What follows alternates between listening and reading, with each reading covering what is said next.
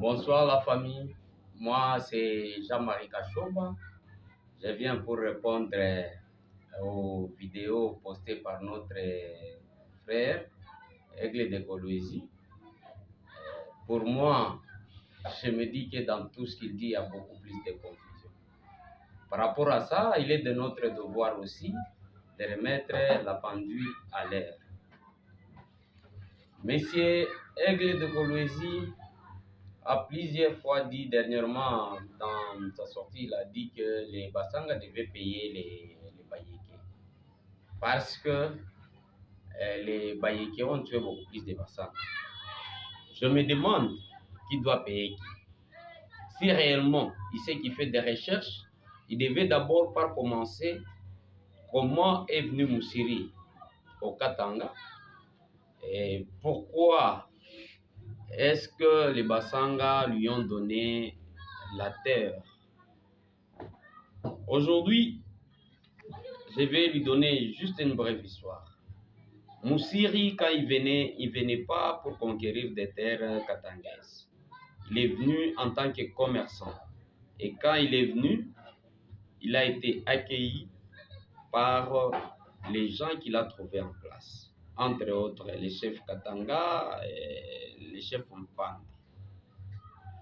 Je voudrais lui rappeler qu'avant l'arrivée de Moussiri, les Bassanga ou les Katanga étaient sous la domination de Mwantia. Et c'était sous la supervision de chef Kazem. Je me demande si cette domination était acceptée facilement par les Bassanga ou si il y avait une main forte qui était plus puissante que les Bassanga. Parce que comme il est de coutume, il a toujours répété, il a toujours injurié le peuple Sanga comme étant des faibles. Or, c'est une injure pour nous, les peuples Sanga. Car moi qui vous parle ici, je porte aussi des souches Sanga. Je suis de Mutobo et plus précisément à Dissanta. Pourquoi cette spéculation?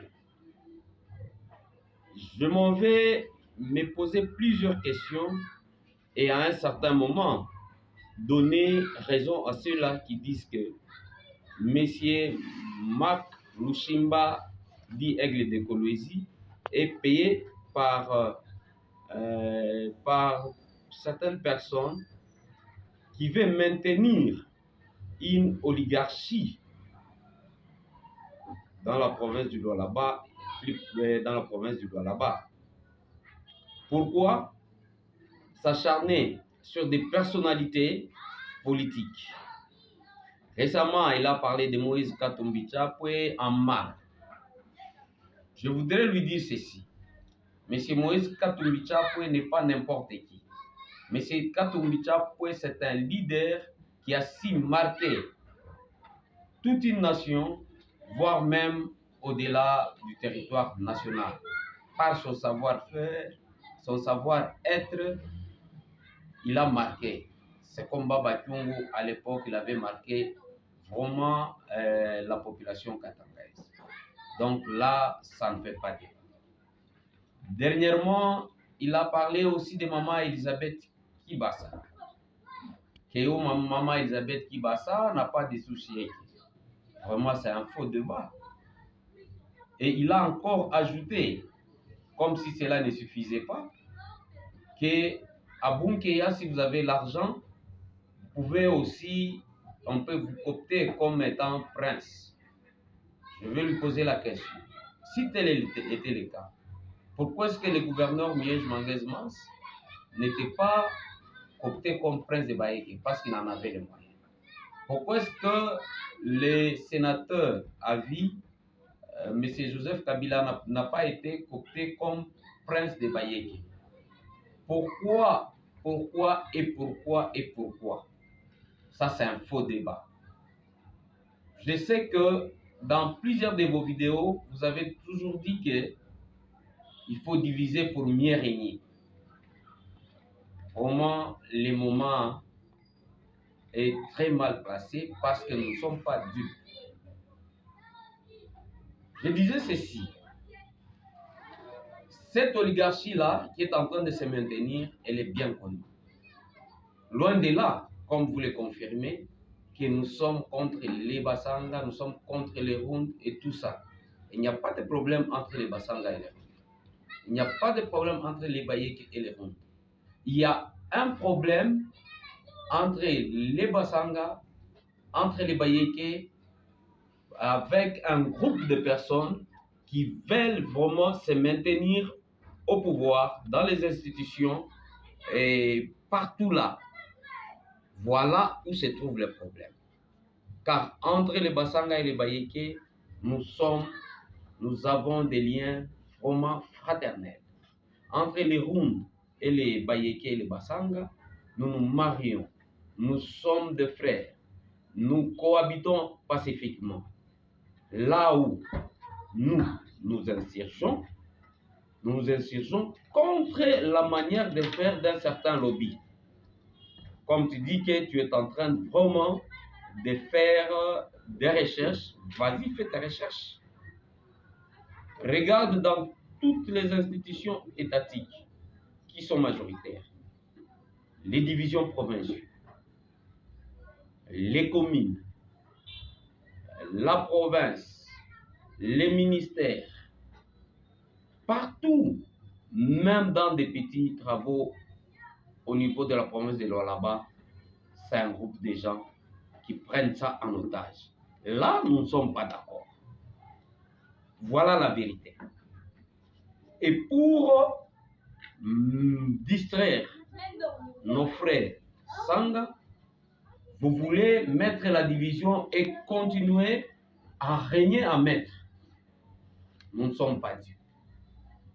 Nous ne sommes pas dupes.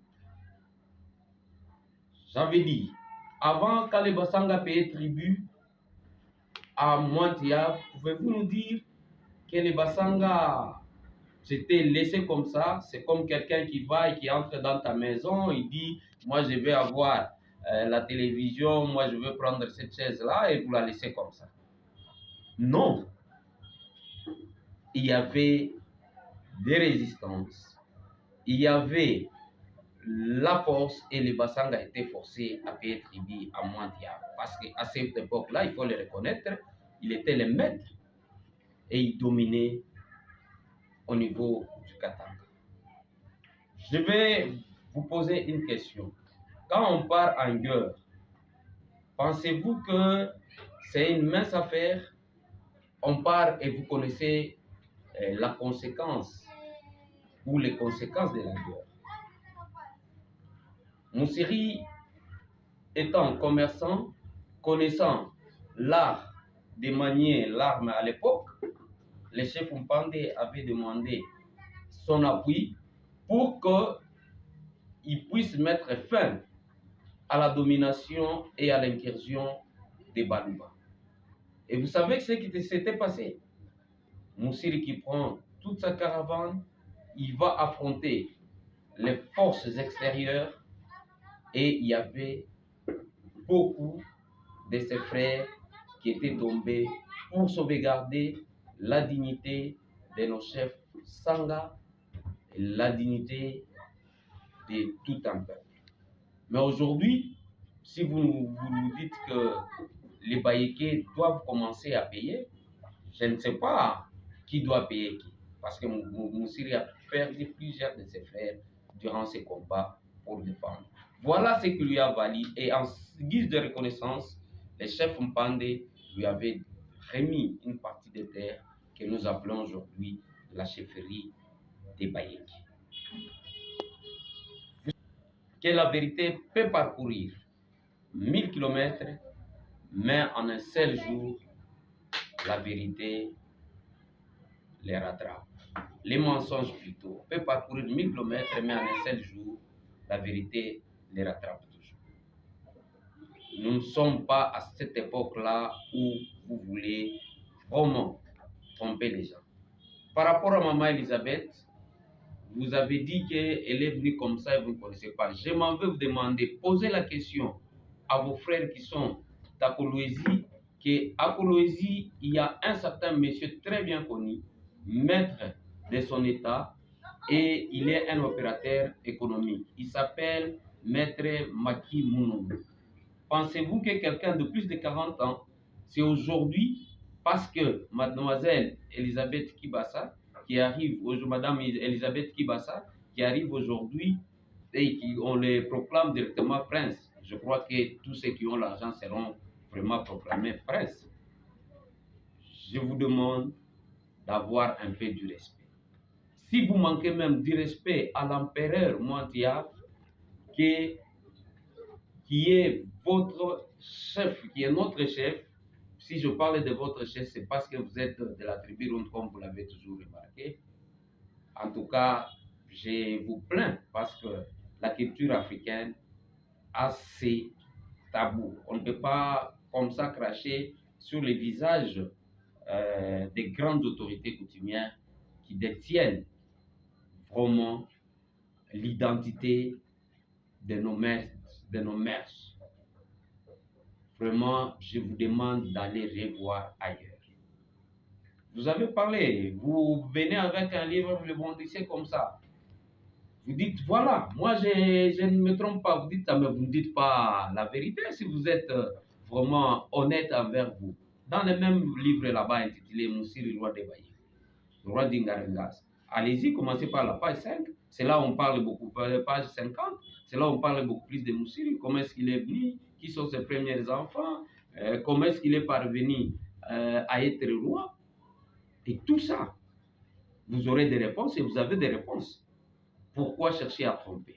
Et je vous défie, je vous dis que très prochainement, je vais commencer à mettre des vidéos avec vos mensonges là-bas et les démontrer noir sur blanc. J'ai dit et je vous remercie.